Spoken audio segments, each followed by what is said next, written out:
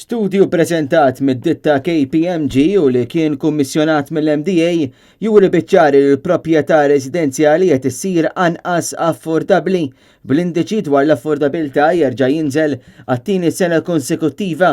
Studju li fih innifsu jikkonferma l-slowdown li qed jaffaċċja s-settur tal-proprjetà fejn id-domanda l-proprjetà mhux tiżdied, anzi mqabbla ma' snin oħra din naqset.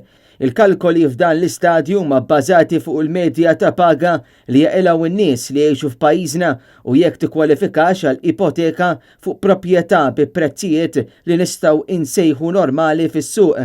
Ir-rapport ħares lejn ir-riskji li hemm preżentament fis-settur ta' djar u l-proprjetà u jikkonferma li hemm żieda fil-prezz tal-proprjetà. KPMG qalet li l-kera l-proprjetajiet li jitolbu anqas minn 1,000 euro fix-xahar huma ftit ħafna u proprjetà li jitolbu anqas minn 600 euro fix-xahar huma ferm aktar rari. Fil-messaġġ li wassal tul il-preżentazzjoni ta' dan ir-rapport, il-Prim Ministru Joseph Muscat tkellem fuq ir-reba li għandhom xi wħud li jistgħu jaffettwaw is-sistema kollha. Iżda fl-ebda punt mammetta li s-sitwazzjoni preżenti fis-settur tal-kostruzzjoni hija frott in-nuqqas ta' pjanar fit-tul. Pjanar li ju stess aktar kmieni din is-sena iddikjara li ma jemminx fih. Jien assolutament ma naqbilx mat-tip ta' pjanar illi jipprova ibassar illum dak li ħajkunu l-bżonnijiet ta' wlied u liedi 25 sena oħra.